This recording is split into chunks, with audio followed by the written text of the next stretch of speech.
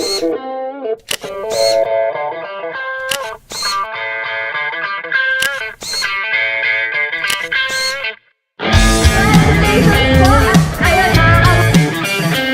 po tayo ngayon sa bayan ni General Trias dito sa Cavite na kung saan ginaganap ang ika-16 o 16th Motorsiklo Eksklusibo, kung saan nagsama-sama yung mga motorcycle enthusiasts, brands, accessories at marami pang iba. Basta tungkol sa motorsiklo, makikita mo rito sa Motorsiklo Eksklusibo. Ika-16 na to mga bossing, kaya naman napakaganda at excited ako ngayong araw na ito ipakita sa inyo yung mga kaganapan dito.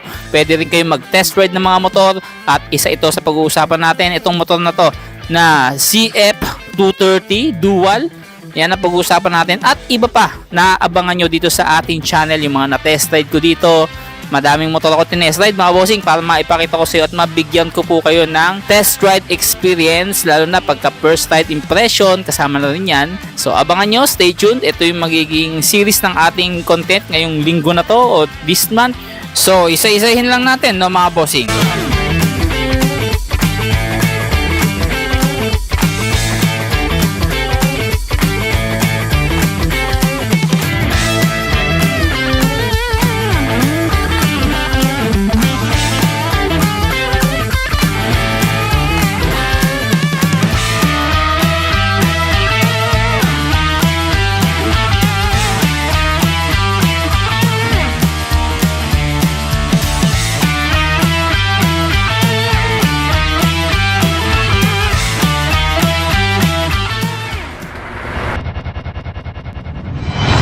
Boss Motovlog.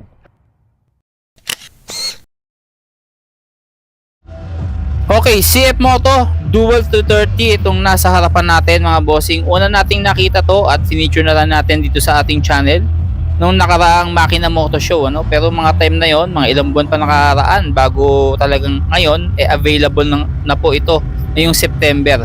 So ito is 230cc carburetor engine, air-cooled at 5-speed manual transmission at overhead camshaft ang makina nito. Naka-disc brake po sa harapan, sa likod naka-disc brake din. May ready top box na po yan. Tingnan nyo yung kanyang handle grab bar sa likod.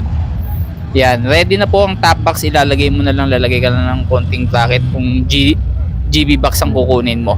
So ayan, ang kanyang sprocket.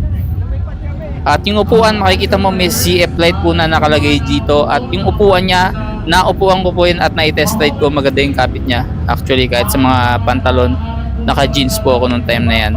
At mamaya, papakita ko sa inyo at bibigyan ko kayo ng impression ride dito sa motor na to. Tamang-tama oh, may mini off-roading ngayon dito. Pwede nating i-test ride to. Papakita ko sa iyo. Ayan, pwede mo patayin ang ilaw mo sa mga buttons. May passing light din yan. High and low beam. Busina, left and right signal light. Tapos naman, digital naman yung kanyang panel. Ayan, colored display na rin po siya. Ayan, hindi nga lang ito naka TFT pero ayos na, digital. Tapos may saksakan ng cellphone yan mga bossing, yun sa gilid. Tapos ayan, i-red na yan yung inyong patayan ng makina, ignition nandyan. Maganda yung hubog nito at forma. Side kong 5.5, saktong-sakto lang sa akin, tip 2 lang ng konti pero manageable naman. Meron tong 5-speed manual transmission mga bossing, 230cc. Wala pa pong ABS to, kaya tamang-tama to pang trail, pang off-road na rin na gulong. Highway legal na din po dahil sa mga ilaw nito na halogen bulb, mga turn signals na valve type, pwede po gamitin sa city o pang highway, pang kalsada. Hindi lang pwede sa expressway no mga bossing, kasi 230cc lang to. At alam nyo ba, nung na-test ride ko, na-impress ako ang lakas ng makina. Mamaya papakita ko sa inyo, ikutan lang natin yung kanyang tindig. Syempre may rubber boot din yan mga bossing, nakikita nyo ba yan? Para depensa po yan sa mga alikabok, hindi basta babasok sa ating mga telescopic yung alikabok. At nagpapatagal na rin ang buhay ng mga suspension natin. Napakaganda ng tindig niya. Kung sakaling magkakaroon ka ng ganito, tingin ko head turner to. Palitan mo lang ng gulong na makinis kung dito ka sa city. Tapos kung gusto mo magbundok, magpalit ka lang ng ganitong klaseng all-terrain na gulong. Ayos na ayos yan. Dual purpose po kasi yung ganitong motor mga bossing, no? Pwede mo pang city, pwede mo rin sa off-road. Pero design talaga yung tindig niya pang off-road, kaya hindi mo maaasahan sa top speed. Ang mabibigay sa'yo nito yung torque. at na-impress ako sa torque, talaga maganda. Dual 230 nga talaga CF Lite. Nakakamangha yung mga labas ng CF Moto ngayon, mga labas ngayon 2025. Meron pang isa, yung SR 230 din, na i-test ride din natin yon. Yun naman yung sports bike nila na track ready na hindi naman sobrang mahal. Pero tinan mo naman yung mga nakakabit. Papakita ko sa inyo yung mamaya yan. Napakakalidad din. Na mamaya i-test ride din natin yon. Pero ngayon muna dito tayo sa CF Lite 230 Dual. So ngayon i-test ride natin. Pakitaan ko kayo ng konting test ride. Tayo baguhan lang sa pagmumotor. Di tayo professional. Pero as newbie rider, masasabi ko highly recommended talaga to. At masasabi ko na magandang experience mo kahit hindi ka masyadong magaling magmotor, manageable at madaling timplahin yung cambio.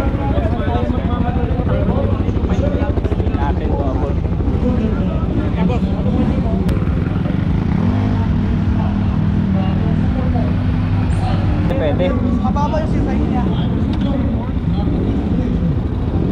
So sa height kong 5'5", medyo tito ako, pero abot na abot naman siya.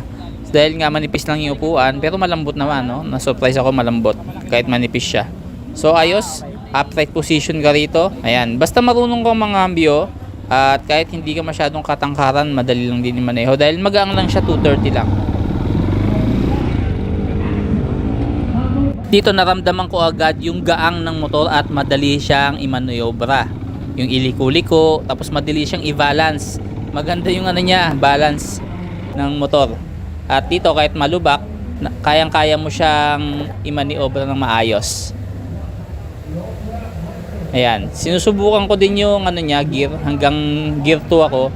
Pero dito, kahit second gear ako, medyo pa umahon ako ng konti. Hindi namamatay yung makina, malakas talaga siya. Hindi ko kailangan i-first gear para ihatak doon. Ayos na ayos. At pag tumayo ka, talagang hindi mo na mararamdaman yung vibration, no? Yung ganitong mga motor talagang ma-vibrate to dahil nga overhead valve yung mga ganitong engine, push rod engine. Pero sa ganito na-impress ako kahit ma-vibrate siya, hindi siya ganun kasakit, ha? Saktong swabe lang. So yun, napakagandang ride experience. Tingin ko maraming magkakagusto nito, highly recommended. At napakaganda po ng riding experience. Kahit saglit na saglit lang, kaya kong sabihin sa inyo na napakagandang offer to ni CF Moto. Tapos kung aalamin mo pa yung presyo nito, 99,000 pesos lang to. Kung bibili mo ng cash, 200cc engine ka na. Ano, ang baba pa ng maintenance dahil carburetor. Pwede mo siya gamitin sa highway, pwede mo rin gamitin pang off-road. Dual nga kaya siya dual. Dual sport. Napakadaming gamit nito. Sulit ka na dito mga boss, hindi ka na talaga lugi rito. Kaya puntahan nyo na sa mga kasa to. Ngayon pa lang magpa-reserve na kayo. Ako kahit hindi ako off-road rider, hindi ako mahilig sa mga off-roading, masasabi ko sa inyo na maganda gamitin to. Kahit na mga newbie rider kagaya natin, so pwede nyo akong gawing reference, no? 100% napakaganda.